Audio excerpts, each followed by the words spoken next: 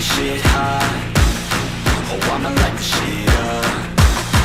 Yeah, I'ma make this shit hot. Bonjour ou bonsoir tout le monde. Aujourd'hui, on va vous présenter un tutoriel sur le GLPI, gestion du parc informatique. On va aborder comme plan une présentation, qu'est-ce qu'un GLPI, les fonctionnalités, à quoi il sert, comment l'installer avec un serveur WAMP et le configurer bien sûr.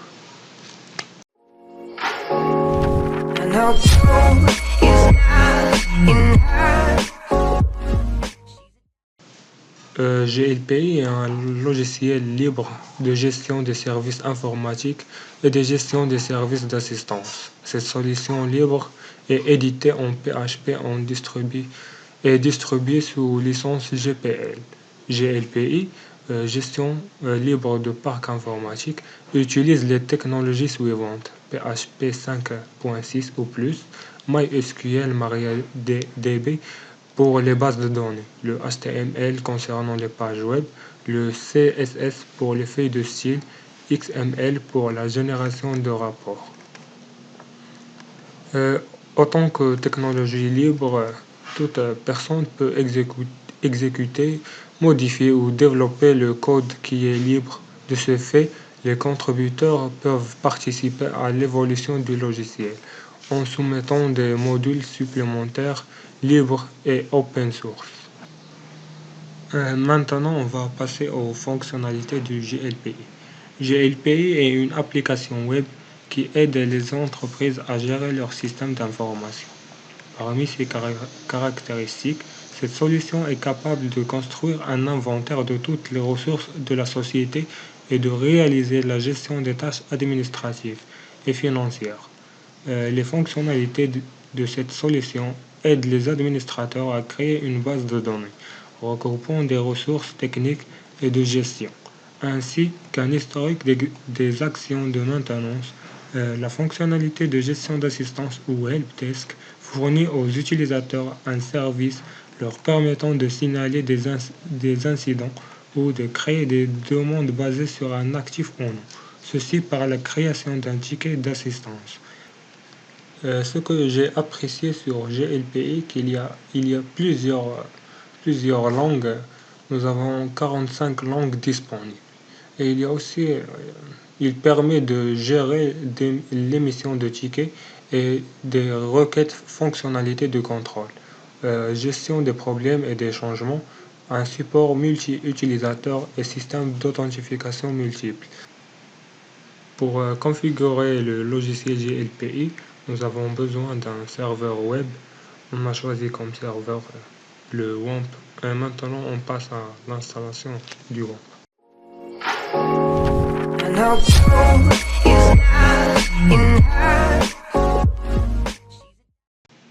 Maintenant, on va passer au téléchargement du serveur WAMP.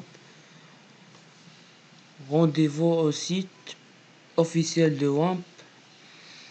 Le logiciel GLPI et serveur WAMP, les deux sont écrits en PHP. C'est pour ça qu'on a choisi ce dernier pour exécuter le code PHP.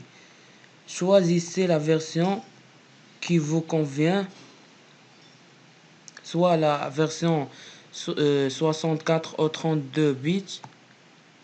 Cliquez sur passer au téléchargement direct. Puis cliquez sur télécharger la dernière version. Attendez quelques secondes.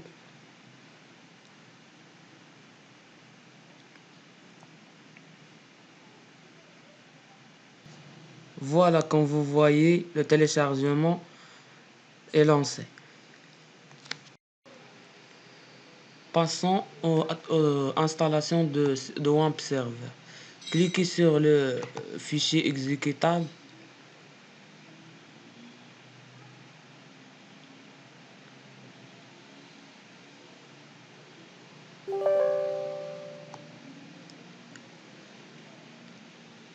Choisissez la langue. Lisez attentivement les termes et puis acceptez. cliquez sur Suivant, choisir le chemin d'installation et puis cliquez sur Suivant,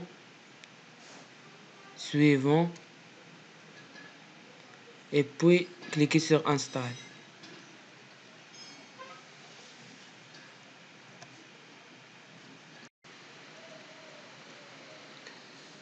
Choisissez votre navigateur.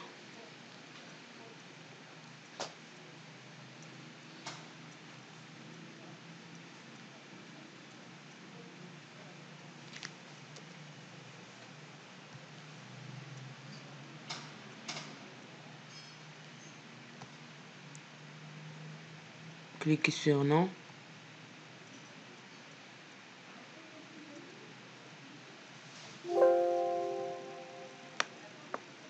Autorisez l'accès.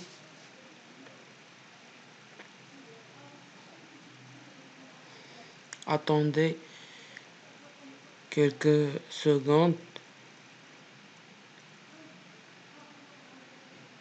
Cliquez sur Suivant et terminez l'installation.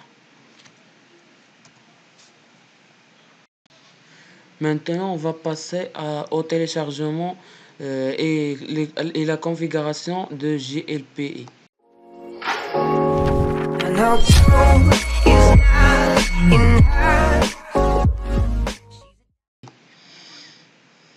Vous pouvez télécharger la documentation de JLPE. Nous, ce qui nous intéresse, la dernière version de JLPE. Cliquez sur Télécharger. Télécharger.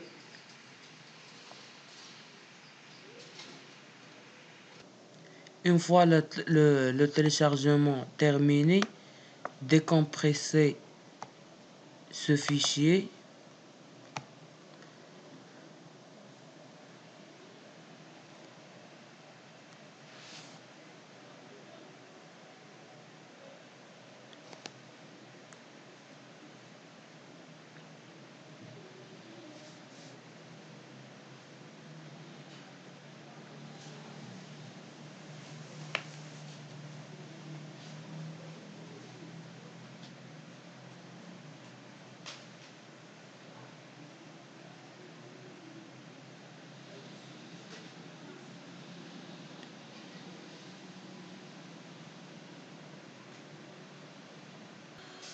Coupez ce fichier JLPE et accédez au fichier de WAMP, puis au dossier de www, collez le fichier de JLPE.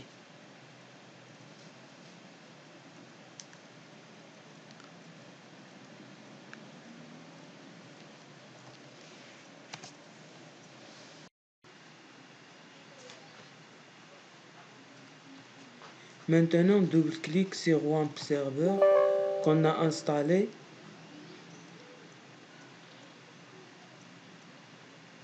Cliquez sur cette icône, puis localhost.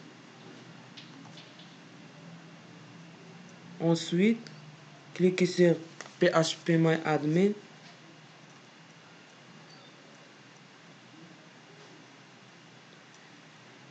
Le nom d'utilisateur par défaut est root.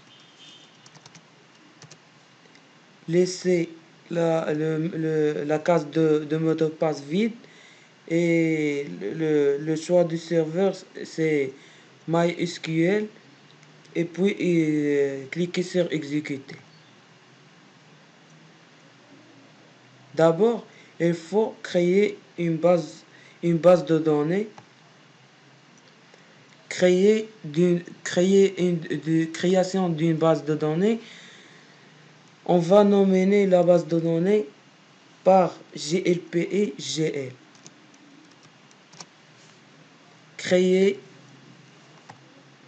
La base de données a été créée.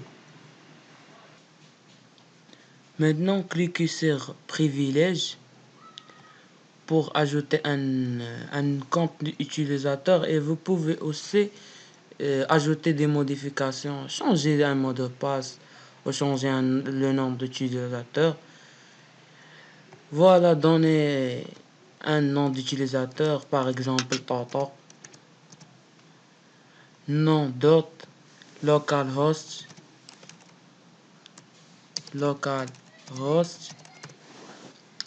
puis un mot de passe.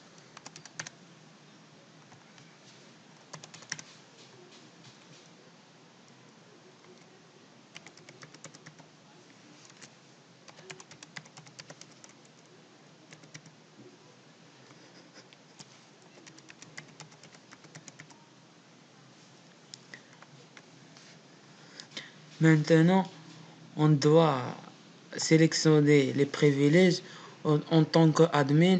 Je coche tout, puis exécuter. Voilà, le compte utilisateur Toto a été ajouté. Tapez sur votre navigateur localhost/glp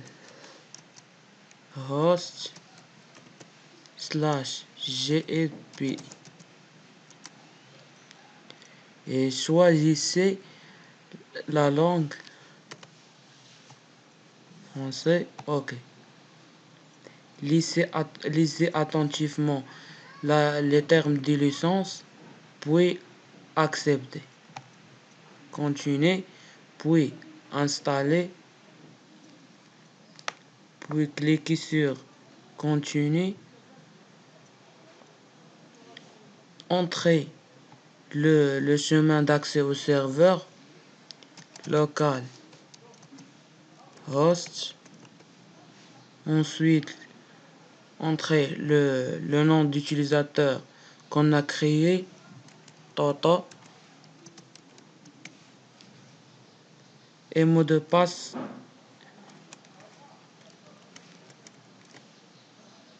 Continue.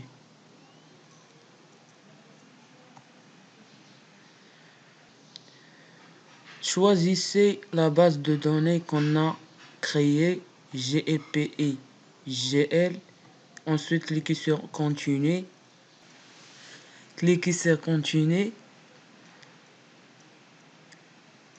Continuer.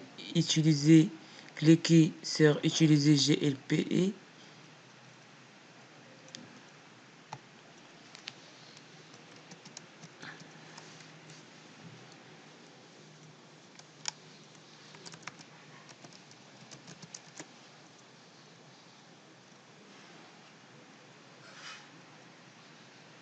Voilà.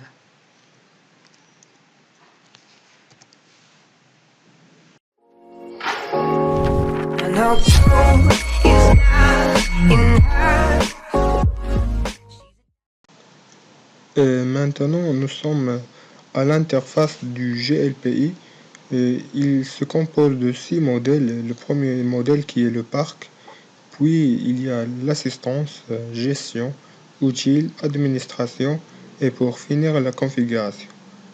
Le premier modèle qui est le parc concerne tout ce qui a un rapport avec le côté hardware et software, c'est-à-dire le côté matériel et logiciel. Et vous pouvez créer plusieurs choses. Par exemple, prenons un exemple d'un ordinateur.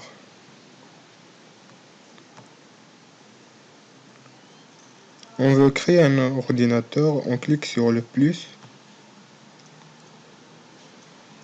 puis vous remplissez le formulaire, le nom, le lieu, le responsable technique, etc.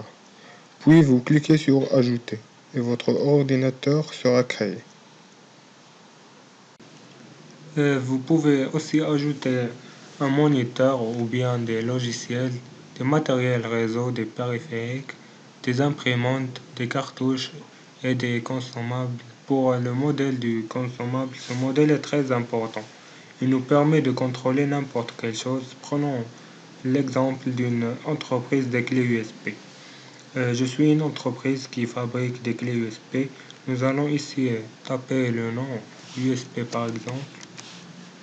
Puis nous allons ajouter.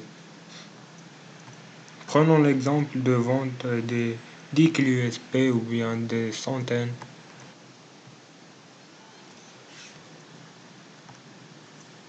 Ajoutez les consommables. Les 10 clés USB sont apparus. Si vous avez vendu une clé, vous pouvez cocher ici. Vous contrôlez le stock parfaitement. J'ai bien aimé une option si, par exemple, nous avons... prenons toujours l'exemple des clés USB. Si vous avez vendu la moitié qui est pour nous 5 clés USB, vous allez au seuil d'alerte et vous mettez 5. Une fois vous dépassez la moitié, un message va apparaître pour vous prévenir que le stock est en chemin d'expiration. Pour le deuxième modèle qui est l'assistance, nous avons ici ticket, créer un ticket, problème, changement, planning, statistique et ticket récurrent. Pour la création dans ce modèle, elle se déroule de la même façon que l'ordinateur. Ce modèle d'assistance permet de vous aider à gérer ou bien de résoudre vos problèmes. Nous avons ici la création d'un ticket. Nous allons voir un exemple pour ce tutoriel après. Il y a aussi le planning, votre emploi du temps. Dès telle date, je vais faire telle chose. Une agenda tout simplement. Pour le troisième modèle qui est gestion, il permet de gérer des licences, le budget, gérer les fournisseurs aussi. Vous pouvez créer des contacts, des contrats, des documents, des lignes et des certificats. Pour le quatrième angle qui est outil, permet de gérer des projets, des notes, des flux RSS et on peut ajouter une base de connaissances. Cette fonction est très importante. Par exemple, un client vous envoie une problématique et vous trouvez la solution.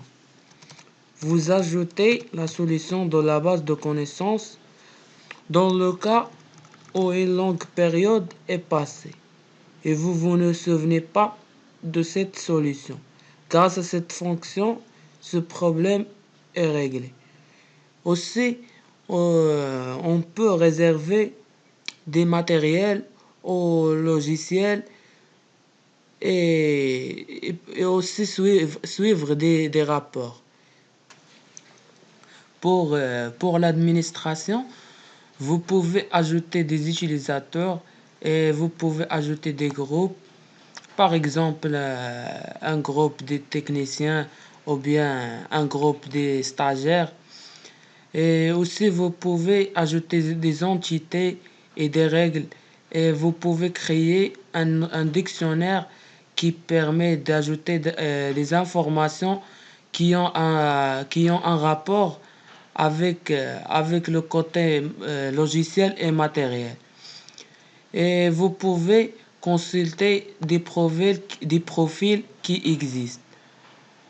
Aussi, file d'attente des notifications, maintenance, journaux.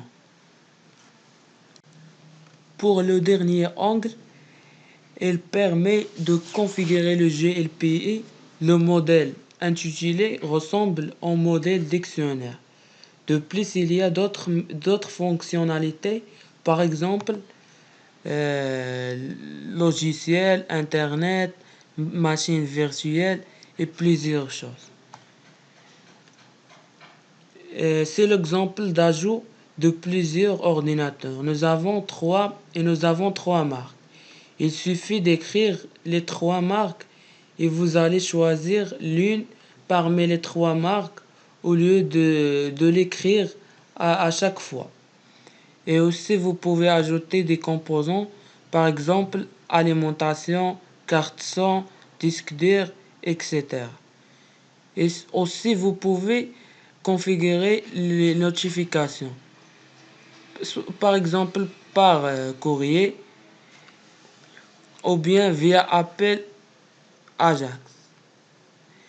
Et il y a plusieurs méthodes pour authentifier vos utilisateurs, soit par le annuaire LDAP ou bien par un serveur de messagerie, et vous pouvez ajouter une autre méthode d'authentification. I know gold is not enough. Maintenant, on va passer à l'application du GLPI. On va appliquer ce que nous avons vu durant ce tutoriel. On va se rendre au menu configuration, puis on va cliquer sur intitulé. On va se rendre au général, lieu. On va ajouter un lieu. Cliquez sur le bouton plus et remplissez le formulaire, celui-ci. Remplissez-le avec votre situation. Nous allons prendre, nous, comme exemple, une banque. Une banque qui se compose d'une administration, une division informatique qui se compose elle aussi par un service d'informatique et un service de réseau.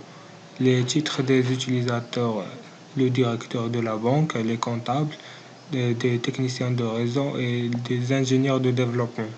Pour la catégorie de tickets, pour le matériel, nous avons pris comme exemple un ordinateur, une imprimante et un écran. Et enfin, le client avec son compte bancaire.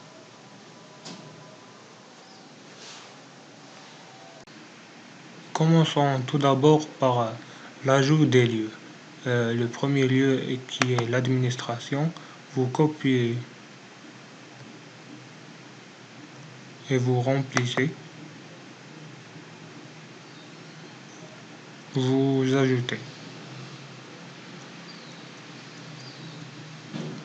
Le deuxième lieu qui est la division informatique.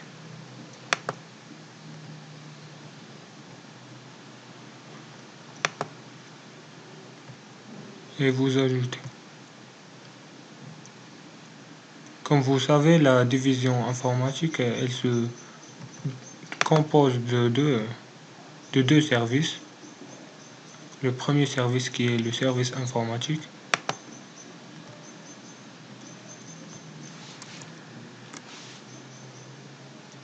Vous cliquez sur comme en fond de division informatique et vous ajoutez.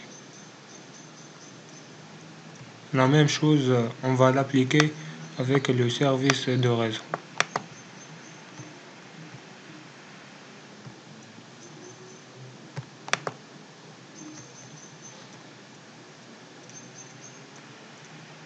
Et vous ajoutez. Maintenant, on va passer au remplissage des titres des utilisateurs. On va se rendre à notre intitulé et vous allez descendre pour cliquer sur le titre d'utilisateur. Vous allez ajouter.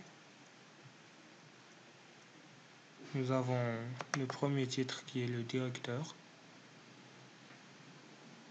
et vous copiez sur le nom. Vous pouvez aussi écrire un commentaire si vous voulez. On va se rendre pour le deuxième titre d'utilisateur. Le comptable.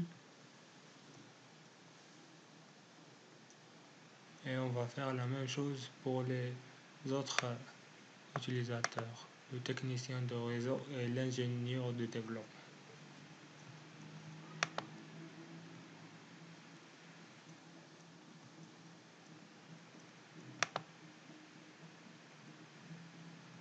Pour le commentaire, vous pouvez décrire les fonctionnalités ou bien n'importe quelle.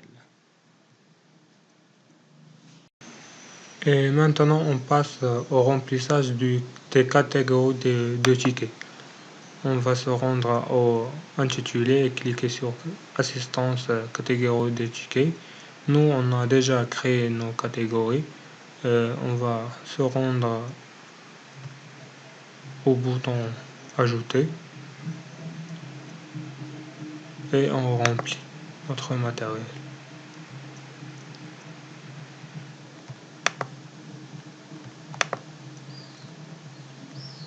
Comme en fond, nous avons le matériel et vous pouvez aussi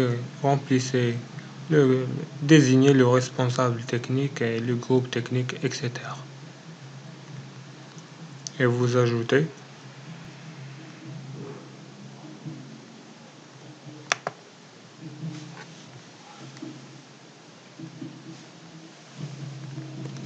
On va faire la même chose pour l'imprimante et l'écran.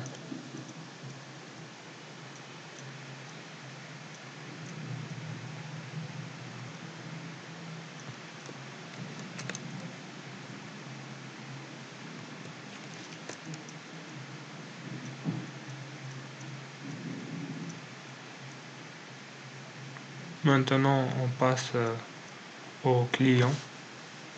On prend le compte bancaire.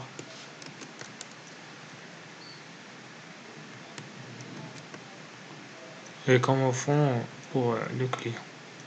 Et vous ajoutez. Maintenant, on va administrer les profils des utilisateurs. Vous pouvez utiliser ces identifiants ou ajouter des utilisateurs. Remplissez le formulaire. Identifiant par exemple AB, le nom de famille Toto, prénom GL, mot de passe, confirmer le mot de passe et vous pouvez ajouter la date de validation et et autres informations. On va choisir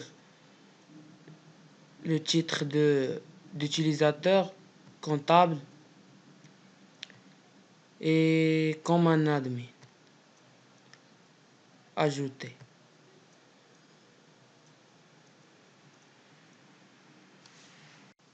Maintenant, on va désigner ce utilisateur comme un responsable des comptes bancaires. Cliquez sur Intitulé, catégorie des tickets, compte bancaire, responsable technique et choisissez le utilisateur. Sauvegarder. Maintenant, on va ajouter un nouveau utilisateur. Ajouter un utilisateur et remplissez le formulaire. Par exemple, P, le nom de famille Gbar,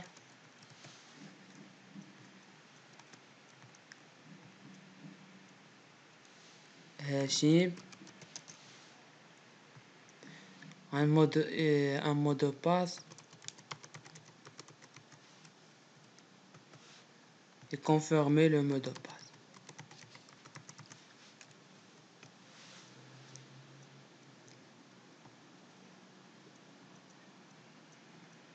C'est un self-service, puis cliquez sur Ajouter. Maintenant, je simule ce utilisateur. L'identifiant de utilisateur, c'est P, le mot de passe.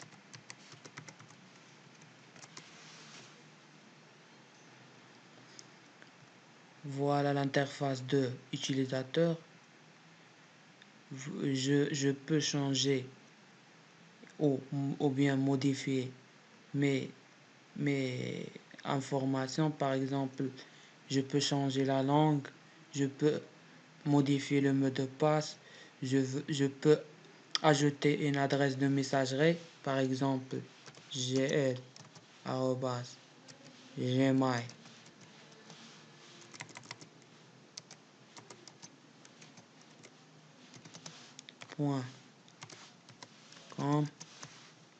Je peux ajouter le numéro de téléphone et je peux ajouter une image.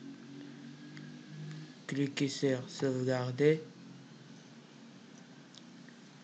Je peux créer aussi un ticket, le type de ticket incident ou bien demande, la catégorie de ticket, compte bancaire, le niveau d'urgence, par exemple moyen, et le titre du ticket, par exemple échec de transfert,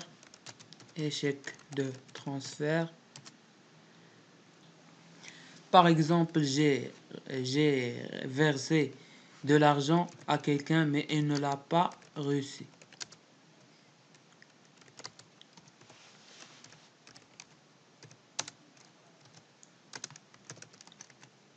À quelqu'un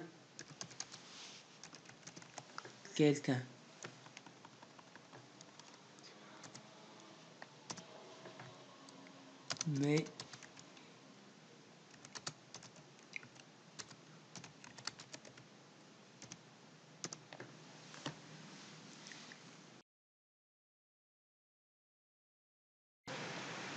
Maintenant, le comptable va consulter utilisateur, il va entrer l'identifiant, puis le mot de passe. Comme vous voyez ici, le ticket de Jbarashim a bien été reçu. Il va entrer pour voir le ticket. Il est marqué ici que c'est un incident. Le titre, c'est l'échec du transfert. Maintenant, je vais communiquer avec ce client. Je vais lui passer la solution, par exemple. Je remplis le formulaire. Je peux, par exemple, écrire la solution. Ou bien je peux suivre le problème avec mon client. Maintenant, on touche à la fin de notre tutoriel. J'espère que vous avez bien compris et n'hésitez pas à poser vos questions. Et merci.